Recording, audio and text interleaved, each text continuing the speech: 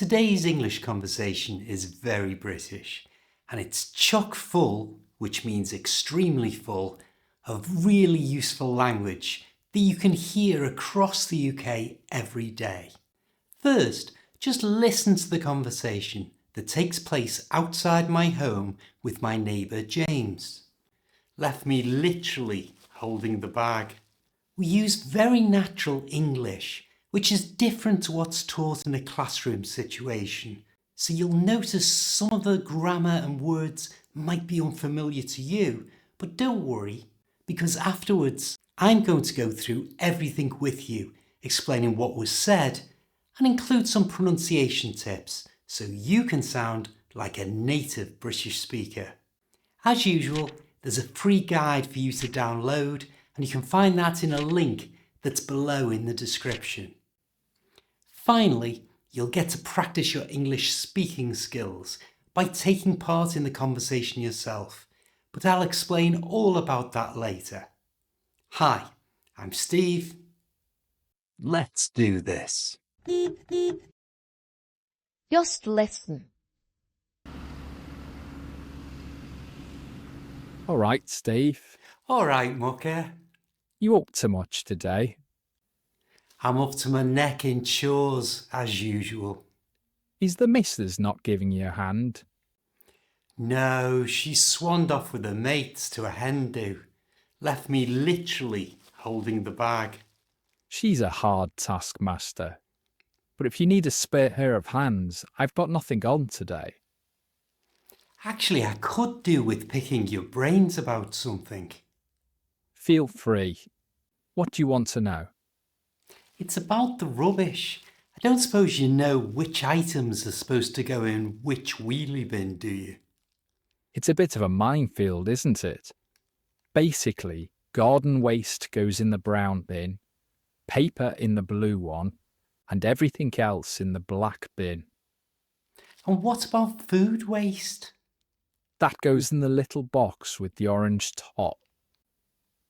Cheers, mate. It's so complicated now. When I was a kid, every house just had one bin, and everything was chucked in it without a second thought. Times have changed. It's all about recycling now. But be careful. If you put the wrong thing in the wrong bin, the council won't take it, and they can slap you with a hefty fine.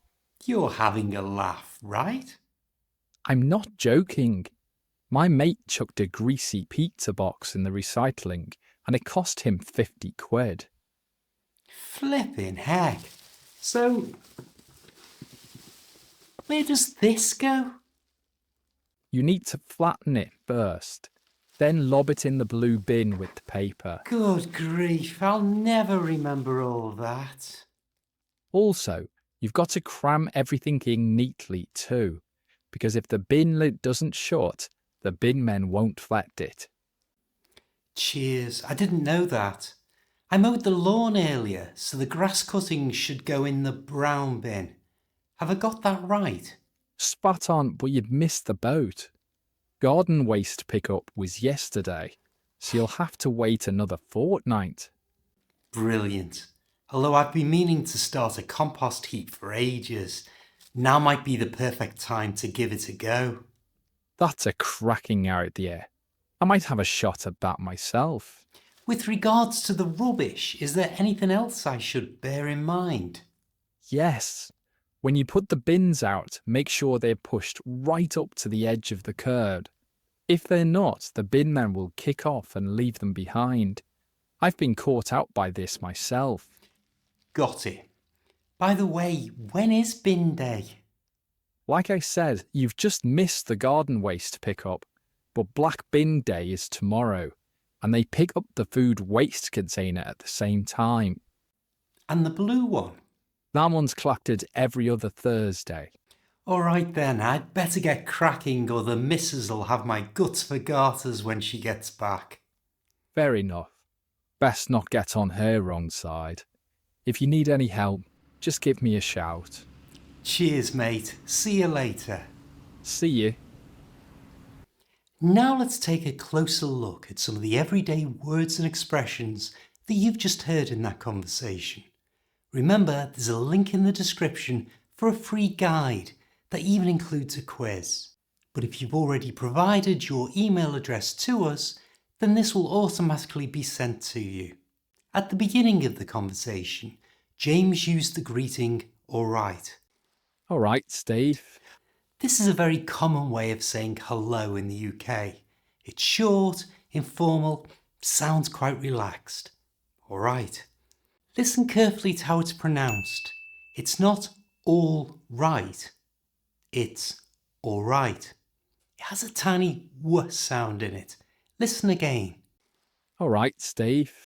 Alright. You try. Alright? My reply was exactly the same, just alright. Here, it really doesn't mean, "Are you okay?"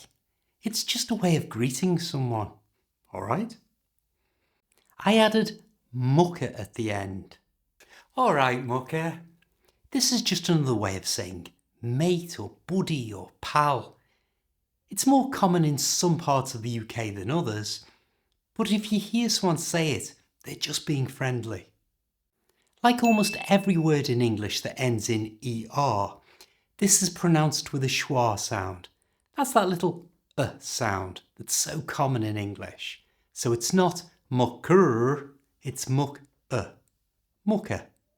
So the whole greeting is, "Alright, Mucker, you try."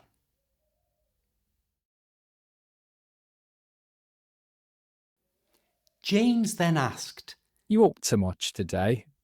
"Are you up to much?" This is a typical British way of asking, "Are you busy?" or "Do you have any plans?" My answer was, "I'm up to my neck in chores around the house." Up to my neck is a great phrase that means I'm very busy or I have a lot to do. Every day, I'm up to my neck making videos for this channel. James asked if the missus was giving me a hand, and the missus is a very common informal way of referring to someone's wife or long-term partner. And giving a hand simply means helping, so he was asking if my wife was helping me. But no, she wasn't. Instead, she had swanned off to a hen do. Now, to swan off means to go somewhere without worrying about other people or responsibilities. And a hen do is what we call a party for a woman who's about to get married. If it's a man, then we call it a stag do. Then I said that she'd left me holding the bag. Left me literally holding the bag. This means that someone has left you to deal with something, usually something difficult or annoying. In this case, I was left with all the housework while she went out. You also heard that she was a hard taskmaster. And a taskmaster is someone who makes others work very hard. So if someone is a hard taskmaster, they push people to get things done, sometimes in a strict way.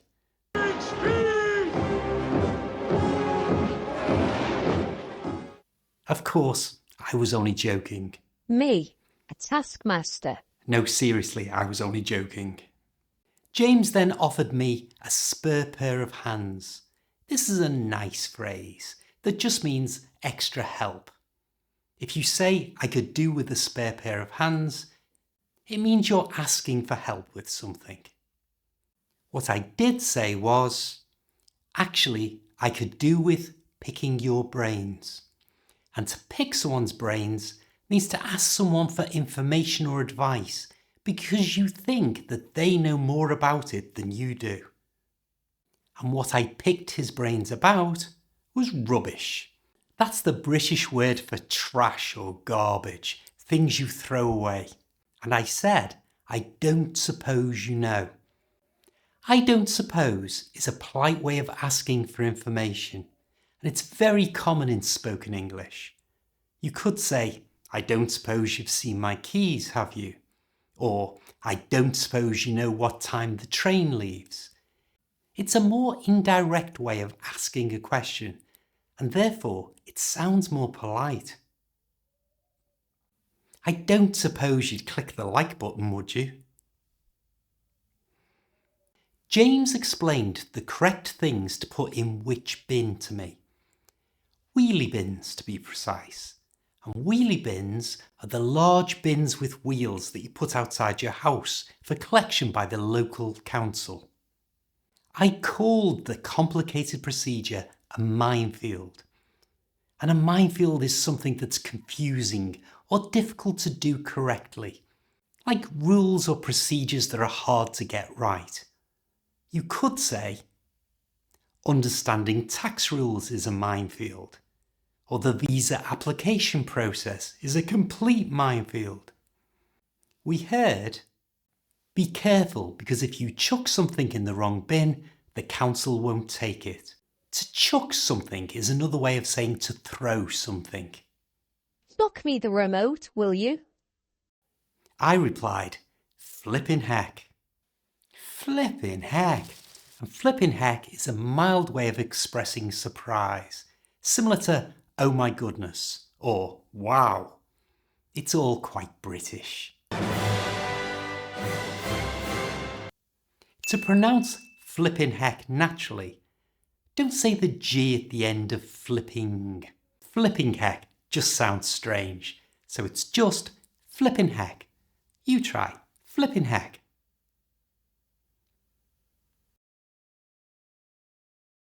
James warned me that if the bin lid doesn't close properly, the bin men, that's what the people who work at collecting rubbish are generally called, won't take it. And we referred to the day of collection as simply bin day. And depending where you live, bin day can fall on any day of the week. He told me to cram everything in. And cram means to fit things in tightly. Even when there's not much space, you cram it in. You then heard a lovely phrase, miss the boat. And to miss the boat means to miss an opportunity or a deadline. So I said I might start a compost heap, which is a pile of garden waste that's left to rot and then is used on the garden to improve the soil. James then told me to bear in mind that if I don't put the bins right by the curb, the bin men might kick off about it. Let's just go through that. To bear something in mind means to remember to take it into account or to think about it before doing something. And to kick off means to get angry or complain. And this is a curb. It's the edge of the pavement. Now the word cracking was used twice in the conversation. The first time was when James used the phrase a cracking idea, That's a cracking idea. meaning a very good idea. But we also heard it when I said I needed to get cracking. And this means to start doing something straight away. I said if I didn't get cracking, my wife would have my guts for garters. And this is a very British way of saying someone will be really angry with you. They'll have my guts for garters. Now it's your turn to really improve your English speaking skills. You're going to take the place of James in that conversation. Your words will appear on the screen as you need them. For the best results, speak out loud.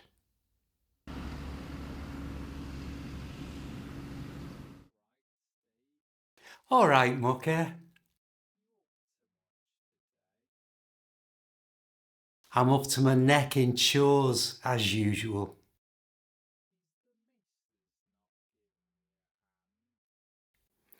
No, she swanned off with her mates to a hen do.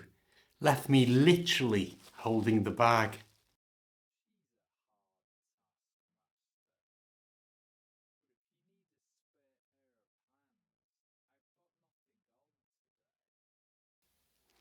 Actually, I could do with picking your brains about something.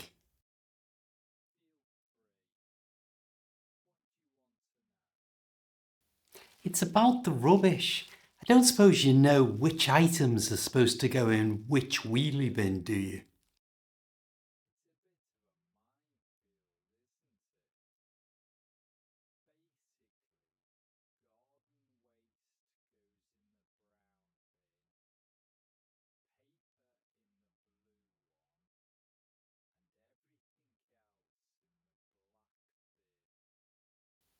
And what about food waste?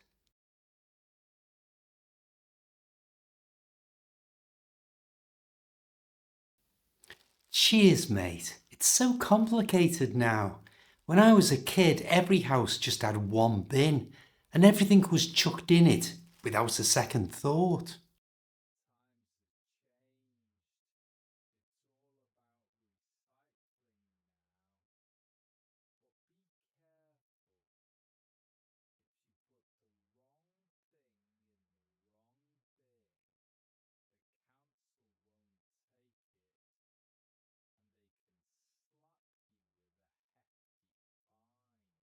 You're having a laugh, right?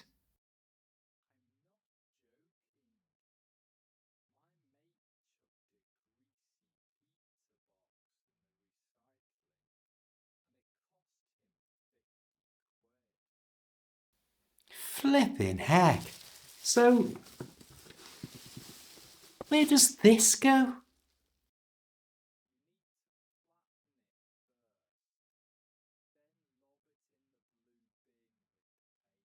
Good grief, I'll never remember all that.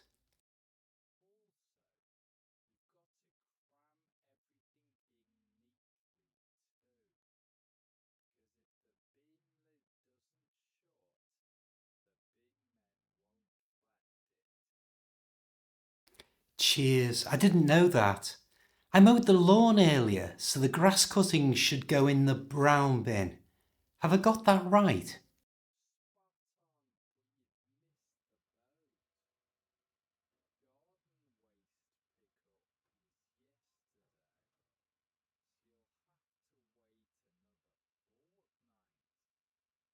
Brilliant.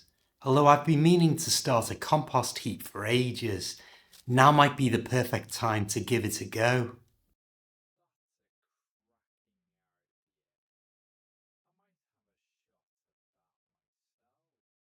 With regards to the rubbish, is there anything else I should bear in mind?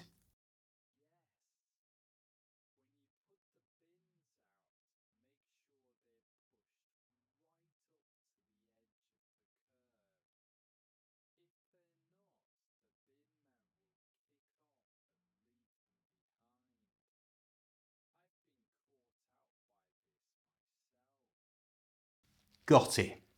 By the way, when is bin day?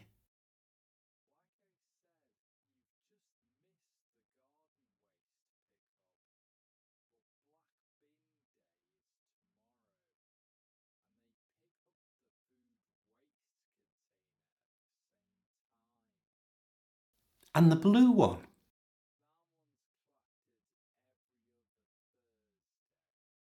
Alright then, I'd better get cracking or the missus'll have my guts for garters when she gets back.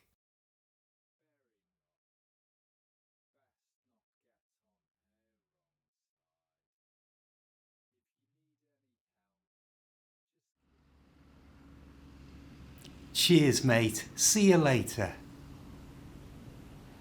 I'm sure you will have my guts for garters if I don't tell you that by clicking this link, you can watch another cracking English language lesson.